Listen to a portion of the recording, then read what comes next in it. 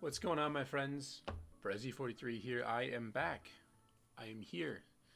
Um, After a nice hiatus, I guess you could say, I am back. Um, I'm excited to be back. Hope you all missed me. I missed all of you. Um, I Series 8 is happening, and there's a lot of things happening. I have tried to watch as best as I could, with as much content as I could consume throughout my little brief break here. I checked out Joe UX9's tournament, looked at the results of there. There's a lot of cool teams, a lot of things I didn't expect, a lot of things I did expect. We'll talk a little bit about that.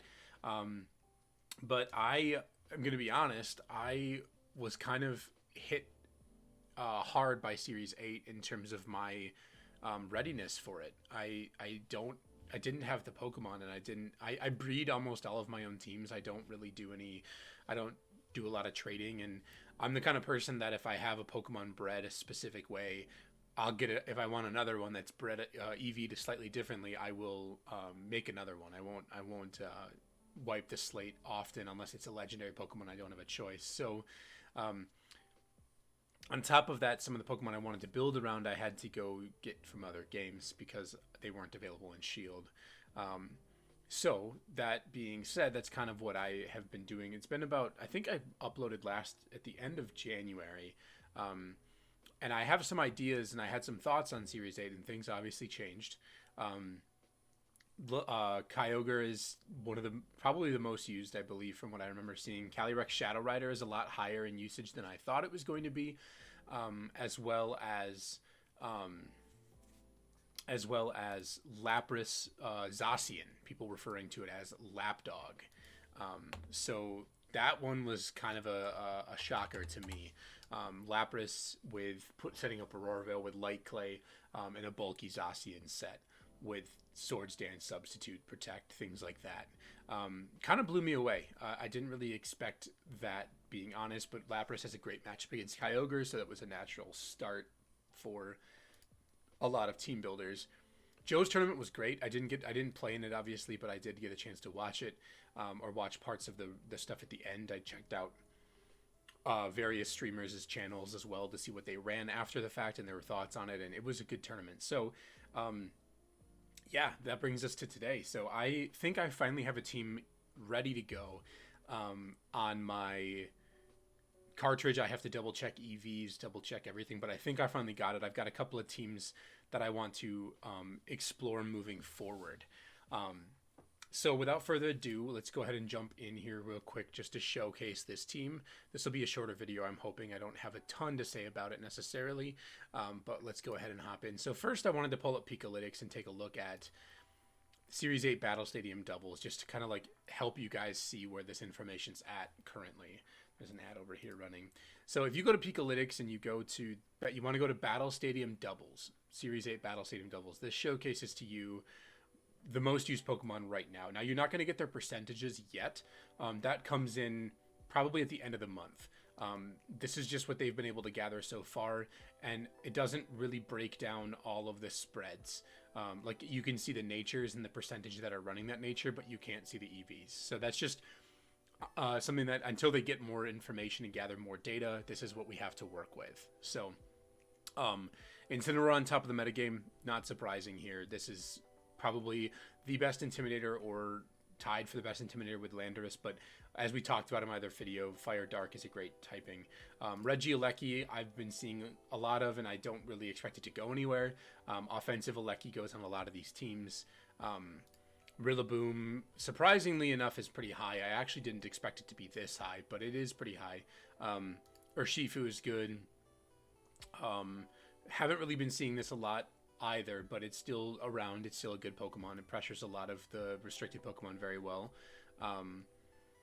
Lando T, obviously another good Intimidator. A lot of teams still running both Incineroar and Landorus, which is surprising to me.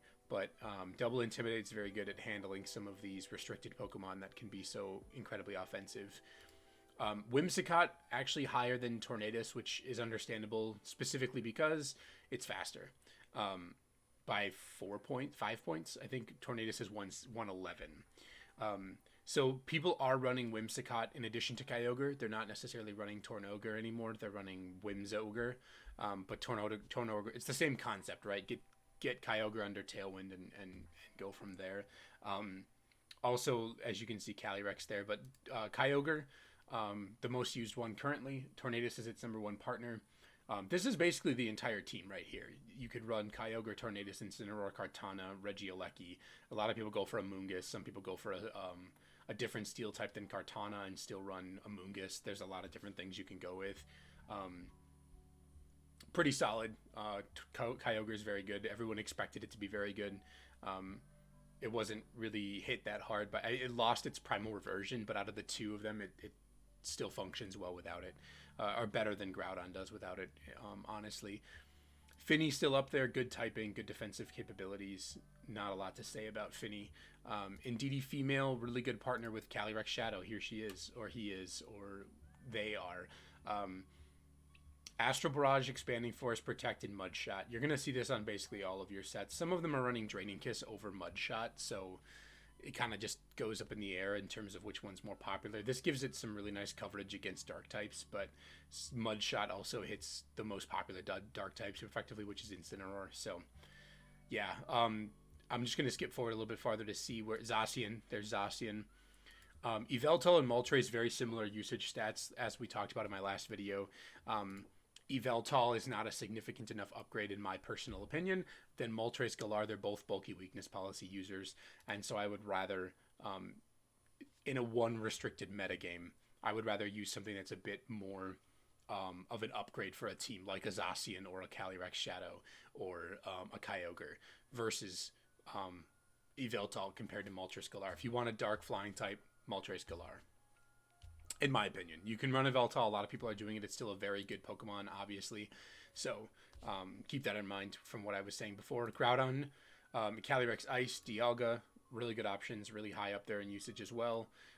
So that seems to be the majority of the metagame. Nothing really crazy here. At least nothing we didn't anticipate. So what am I doing? What am I up to? Well, I did a lot of brainstorming with teams, and I did a lot of looking around at what I wanted to play with. I brewed some Zacian teams, I brewed some Groudon teams, I brewed some Kyogre teams, some Dialga teams. I want to start with Sun. I have had personal success with Sun historically. If it hadn't have been for my slight mishap with the registration for Players Cup 2, I would have qualified very easily with the Sun team back then. In Series 5, it was my go-to team. I did very well with it on ladder. I'm comfortable with these Pokemon. I like these Pokemon, so I opted for Sun to start with. And I think it's good now. So I'll jump into the team and just kind of start where I started with the team. So I started with Groudon, obviously. Groudon is a significant upgrade over Torkoal. Torkoal has its own, what do you say? Its own sort of compelling reasons to use it. But in my opinion, Groudon is the... you're going to run Groudon instead of Torkoal rather than Groudon instead of a different member on the Sun team, if that makes sense. Torkoal requires quite a few things to go well for you in your team building prospects and your battling prospects to really function that well. It requires Trick Room to be offensive. And it also, if you're not going to go offensive, it requires bulky body press stuff, which is, again, good. I had most success with that one, but it's just Groudon's so much better at doing the Torkoal thing. So I started with Assault Vest. This spread here actually goes to David Kutesh. He Hamster Mania, I believe, is his YouTube channel. He does Metagame Mondays a lot. This is his exact Groudon spread. Now, I knew that I was going to run physical Groudon with some attack investment, but I knew I wasn't going to be max attack. I knew I was going to air for a bulkier one, but this one made a lot of sense when he broke it down in his video for the Assault Vest variation. I like this spread a lot. I think it's really solid. I actually ended up not going with Assault Vest. I just left this up here for a moment to to show where I started off with Groudon. Groudon has a lot of viable sets, and Groudon has a lot of good coverage moves. Kuchesh breaks this down a lot more in his video. I can link that in the description if you want to check his out. It's a longer video where he breaks down the entire Sun team very well. But I think actually the Groudon getting so many coverage moves makes Assault Vest very compelling. But I was doing some practicing with it, and I was really missing my ability to protect. Groudon is a threatening Pokemon, and being able to protect it is really important and really impactful. So I wanted to run Protect. That led me down a couple of different places to go with it, but I actually saw Eduardo Cunha running Wide Lens.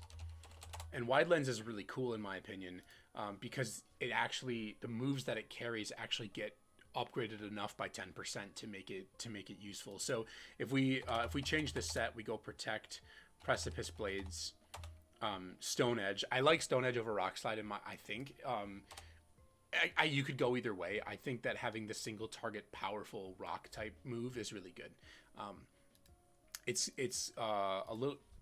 significantly stronger than Rock Slide, or significant enough to warrant using, for only 10% less accuracy, which when you factor in the Wide Lens is different. So Wide Lens brings Precipice Blades up to 93% accurate. Remember, it Pokemon truncates rather than rounds. So 10% of 85 is 8.5, which is just 8. So it goes to 93%, and 10% upgrade from 80 is 88. So you're looking at about 90% for both of these moves. So they really shouldn't miss. They should miss about as often as Rock Slide. So keep that in mind. But the last move that Eduardo was using was Swords Dance. And that made a lot of sense to me. You can punish people for playing defensively against Groudon or trying to go for Predict. You can just get a Swords Dance up and then look for Precipice Blade, Stone Edge. I'm still going to stick with David's spread. I don't really have any optimizations personally. I think this speed stat that we hit is fine. An even number in Spadef makes max Quake boosts a bit easier to calc. I think Eduardo was up to, I think he had like 206. I think he might have had one more point here. I don't know what he cut it over. It might have been over speed.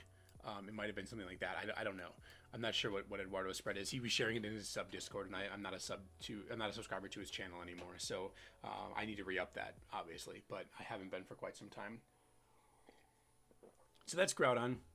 A lot of different things you can do. If you want to run Assault Vest, you can run Shadow Claw for Calyrex Shadow Rider. You can run Thunder Punch for Kyogre. You can run, I think actually with this spread, if we take a look, if we go Groudon, bulky Sword Stance, and we say, yep, 28 Assault Vest, Kyogre, we're going to be Mystic Water in the rain. Nope, but in the sun, yes. Why? Okay. Am I doing something? Okay, no. So I guess we should be calculating off Origin Pulse, because we're probably gonna have other things going on that are faster than Kyogre as well. But you live with Assault Vest in the sun, which without it you actually still go down to Water Spout, or you have a chance to go down to Water Spout. So Assault Vest is really, really good. Obviously this is not maxed Groudon, so take that with a grain of salt. But Assault Vest lets you live max or full HP Water Spout from Kyogre in the sun, which you're going to be getting up sun because you're not going to be outspeeding Kyogre. People don't you don't run Groudon max speed like you do Kyogre, because you're not usually putting Groudon in Tailwind. So Groudon, pretty straightforward. Venusaur. I started off with this set. I actually started off with Focus Sash, and I was running my old Timid max speed, max special attack. Venusaur outspeeds Alecki, gets you. I actually don't think I had Earth Power on the original set. I had Protect. This was the exact Venusaur I ran in Players Cup 2. Being able to Sleep Powder and Protect while still getting your 2 stabs was really good. You skipped the Max Quake because it didn't matter as much. Sorry, the garage is opening. I wanted to make sure it wasn't something important. So you could run Focus Sash and go for Timid max speed. You outspeed Alecki that way in the sun. But I found that Life Orb and changing this to Protect gave us a lot more. Um, you actually live a lot of things with this spread. So let me go back here. I think I had done, let's see. I think it was. Let me go back to import export. So this spread.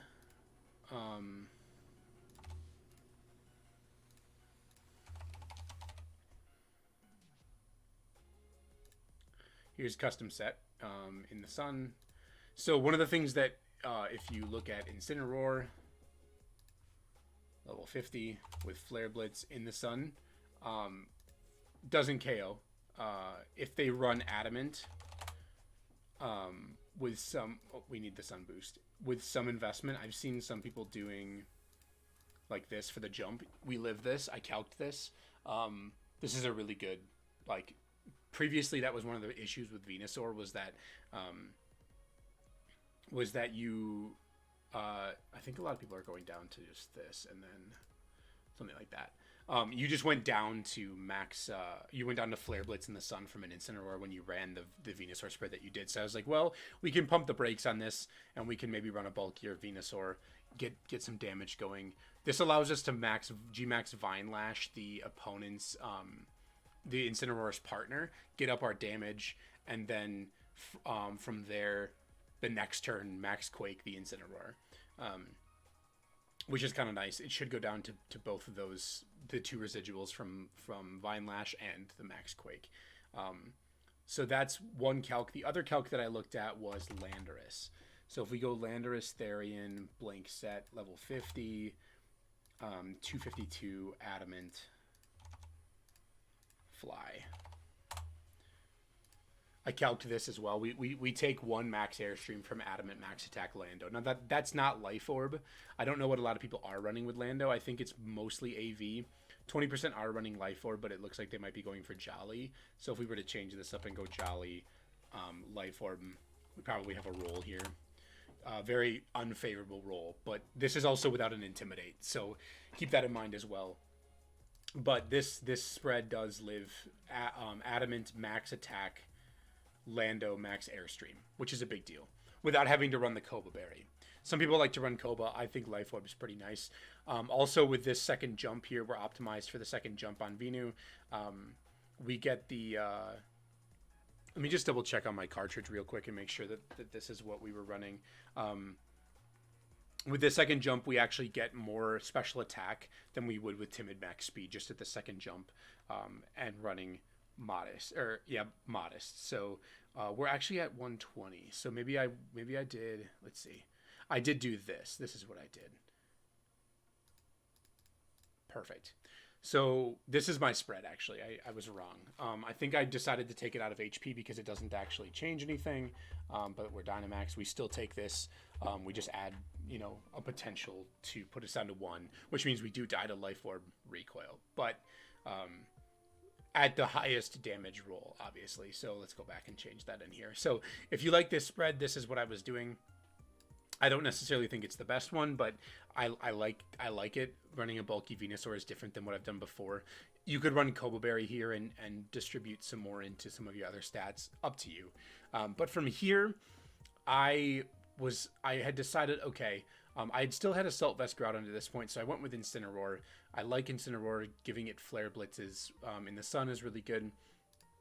But I also think the Dark Move is really important. But because we were running Flare Blitz, Dark Move, Fake Out, I was like, why not just run Assault Vest on this thing?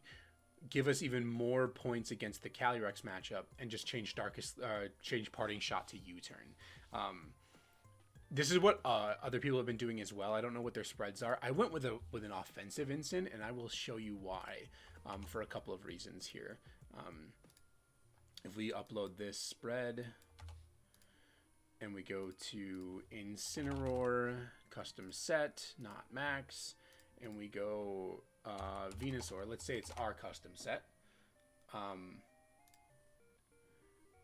The Sun Boosted Flare Blitz is a favorable roll to K, or a slightly less than favorable roll, but Still not bad. We are Assault Vest, so we take 2 Max Quakes, or we take 1 for sure. But if they're Life Orb recoil, that's fine. If they aren't Max, if they aren't, well, actually they're this. But if they aren't running this, like let's say they just had this is a guaranteed KO, which is really cool. The other thing too to note is Calyrex.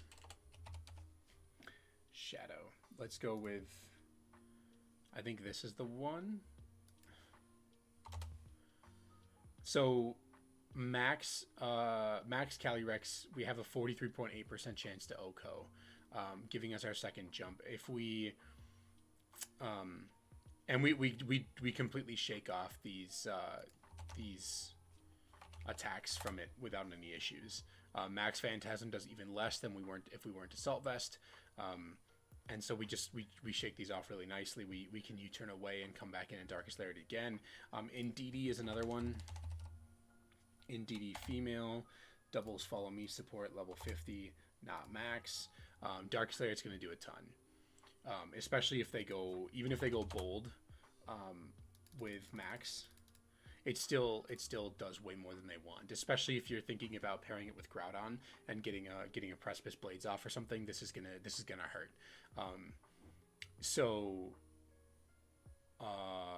Very good, obviously. So that was my instance. That's where I came up with instant. This is just the second jump here, optimizing for the second jump, and we still got a good amount of SPDEF into our instant while still getting a value point in attack, and then the rest dumped in defense, the rest dumped into speed.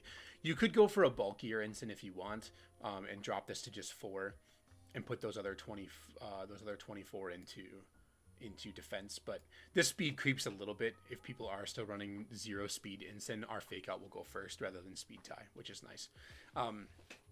So next up, I wanted to pair something that went well with Groudon as a max Airstream user. I know David Kutesh in his video and other people were running Charizard, because Charizard's a really natural pairing in Sun. You get solar power stuff, you just nuke things. Charizard does so much damage. It gets a Choice Specs upgrade in its ability, and that's not even counting if you run Life Orb.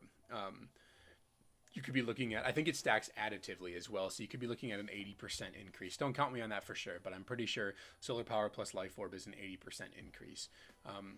Even if it's not, it's still a lot. But I went with Thundurus. Defiant Thundurus is a really cool partner for Groudon, in my personal opinion, because it deters away Intimidates. You can't intimidate my Groudon without powering up my Thundurus. And Thundurus gives Groudon the things that it needs, like Airstream boosts and attack boosts, which is really cool. Groudon is set up nicely with a little bit of speed to outspeed certain things.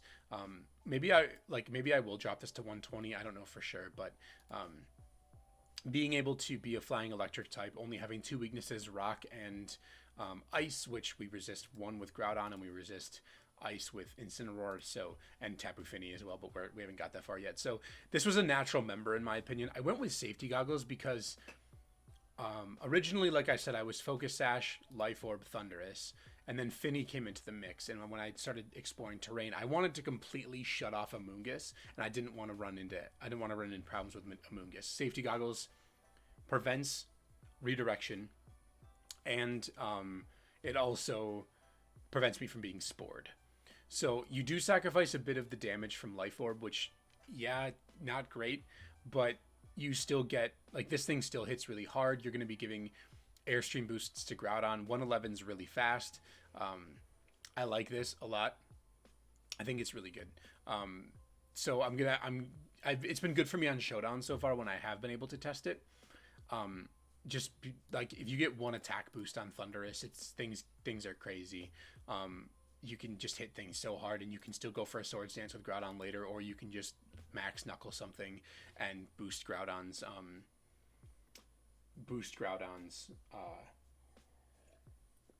attack stat or speed stat. So those are 2 modes on the team that we can run without maxing Groudon. We can have Venusaur Groudon, we can have Thundurus Groudon.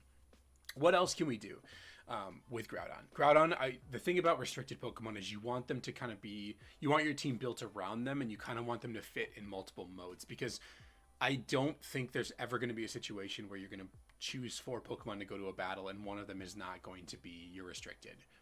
It's basically like, here's my restricted, what 3 Pokemon can I put with it in different combinations, right? So like this team has a Groudon, Venusaur, Incineroar, Thundurus mode in any order, really.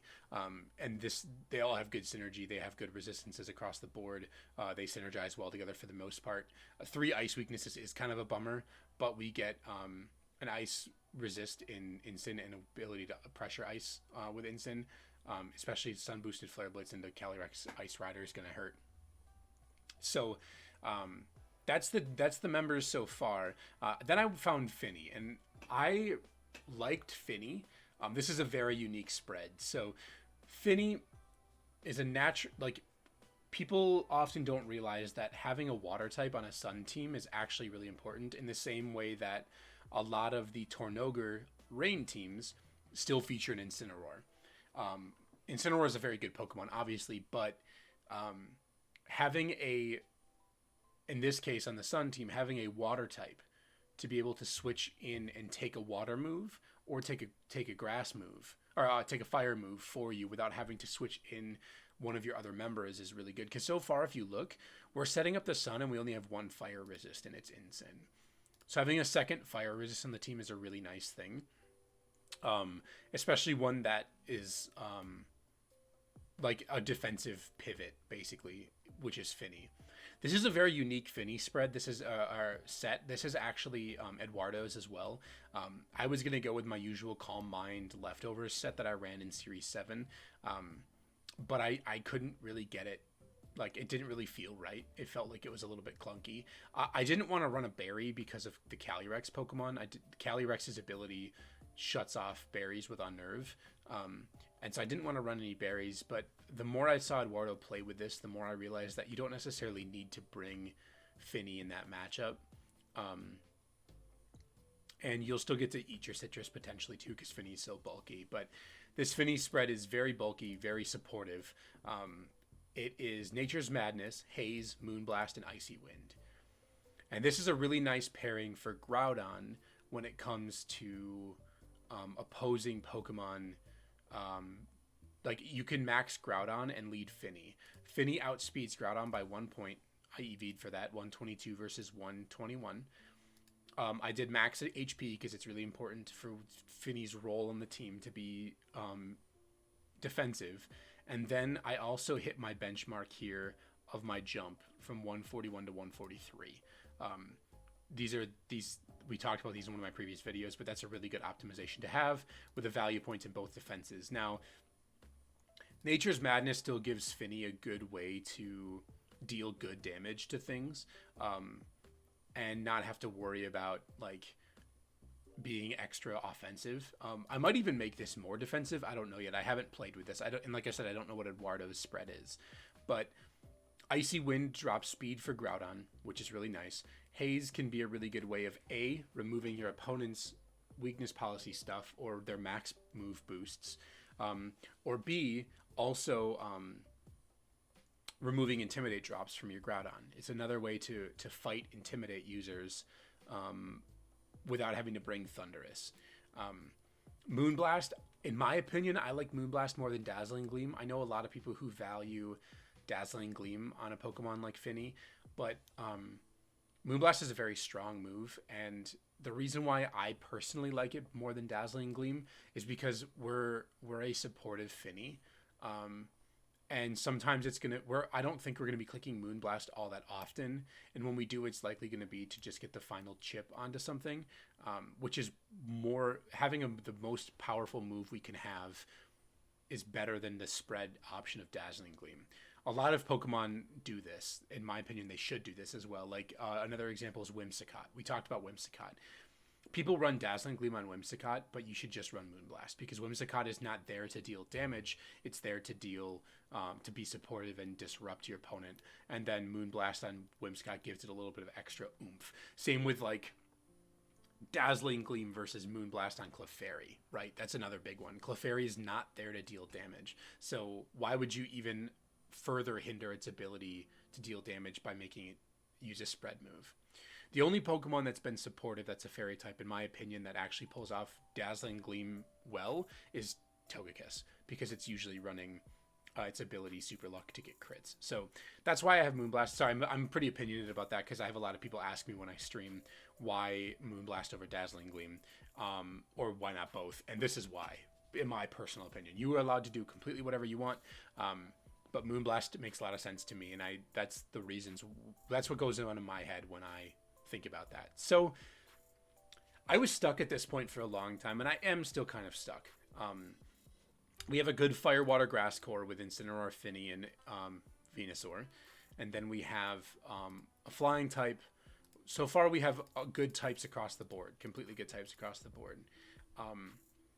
But I didn't really know what to do here. We were missing some things that I personally like to have on a team. One, Steel type. Didn't have a Steel type at this point.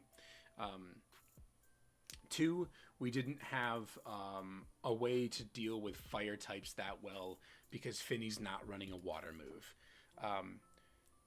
We like bulky fire types that we only really had Stone Edge for. Things like Charizard, Ho-Oh, what are some other options? Rotom Heat. Those things that dodge Precipice Blades, we don't have a great answer for. And Stone Edge is great, but it's probably not going to KO. It's going to do a ton of damage, but we might activate a weakness policy. We might miss. Things happen in Pokemon. So I wanted to have something that kind of shored up a little bit of that and also offered the team another avenue. And that's how I landed at Stakataka. Stakataka is a Trick Room setter for this team. That's also a Steel type. It gets Stab Rock moves in addition to Groudon, which is nice. And it gets Wide Guard. As I mentioned in one of my previous videos, I think Wide Guard's really important on a Pokemon, on a team in a restricted metagame, because if we take a look at, if we go to Pikalytics and we look at Regieleki carries a spread move, Electroweb. Landorus, spread move, Earthquake, and Rock Slide. Whimsicott sometimes runs Gleam. Kyogre is like built on spread moves. Finny, Muddy Water. Some people run Dazzling Gleam. Ours runs Icy Wind. Indeedee Female, Expanding Force. Calyrex Shadow, Astral Barrage, and Expanding Force. What are some other ones here? Metagross sometimes carries Earthquake, or Stomp Tantrum single target, but Earthquake, Calyrex Ice gets Glacial Lance, and just Glacial Lance I think is the only one. Zapdos gets Heat Wave, so on, right? The list is quite long. So having access to Wide Guard is a nice tool on a team, and there's some really nice Wide Guard users. If you just take a second and look, there's some that have been successful in a lot of these formats previously. Something like Celesteela potentially could be good with Wide Guard.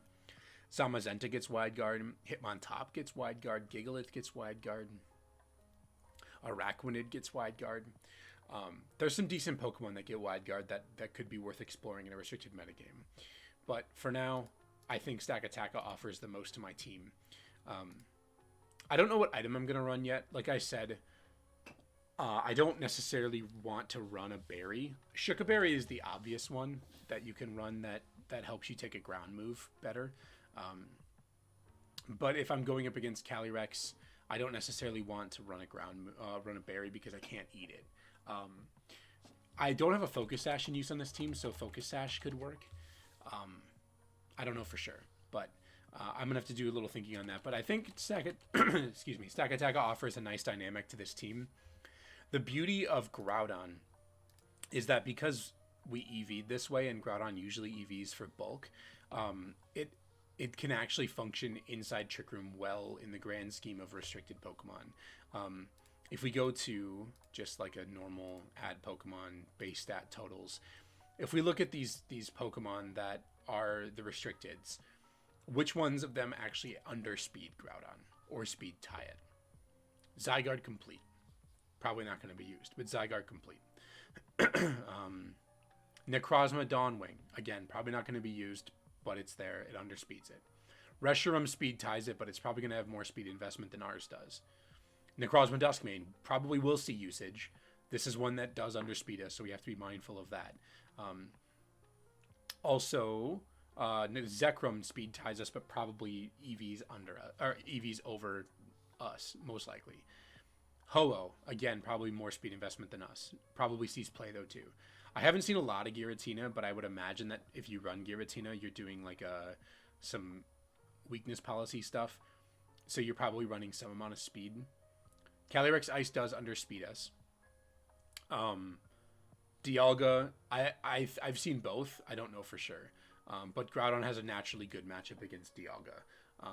Just being a ground type that can pressure it, and Dialga can't really pressure you super effectively. Kyogre, like we said, is going to be very fast. Opposing Groudon, I don't know for sure. And yeah, so as you can see, Groudon itself is very naturally slow, so it functions well inside a Trick Room.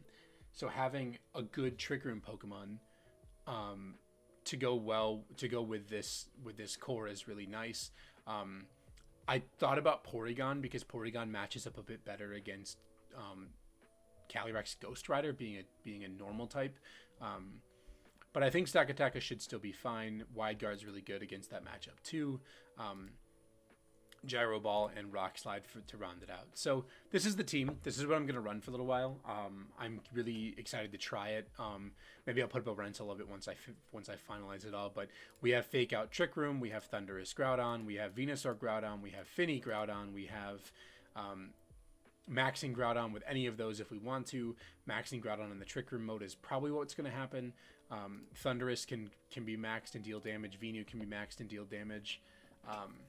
Good type synergies overall. We don't really compound any weaknesses outside of fire, which we do have, or not fire, excuse me, ice, which we do have 3 weaknesses to, but 3 resistances to as well. So, yeah, overall, I'm excited to use this team. If you liked the spreads, let me know, and I will share them. I'll put them in a paste or something. But that's the team. I hope you all liked it. I am going to try to get back into the habit of uploading more often. I was doing a good job of it for a while, but like I said, life kind of happened and my sleep schedule got messed up and I didn't have time to breed these Pokemon anymore because I was working different hours. So with me actually having this team, I hope to put in some reps with it, see if I like it, kind of figure out where the holes are in the team and maybe patch them up. I'm also really interested in using the Lapras Zacian core. I started to dabble in it a little bit at the end of Series 7, and I was using Lapras, Tapu Koko, Garchomp, Incineroar, Ferrothorn, and Porygon as my team, and I really liked that team a lot. It was really good, and I was just starting to scratch the surface on Lapras, so I kind of wanted to see if some of those ideas port over to this Lapdog core, as people call it. So but yeah, for now I'm going to use Sun. So thank you for making it this far. This is one of my shorter videos. Surprisingly, it's still, almost 40 minutes long, but I hope that you enjoy this content. I look forward to interacting with you all again here soon. And I will hopefully be uploading some gameplay with this team in the next day or so. So thank you so much for watching. If you have any feedback for me, leave it in the comment section. That would be, I love interacting with you all and hearing from you. Also, if you're not subscribed yet, please subscribe. It means a lot to me. It helps me a lot. Yeah, thanks so much for hanging out, and I will catch you all next time.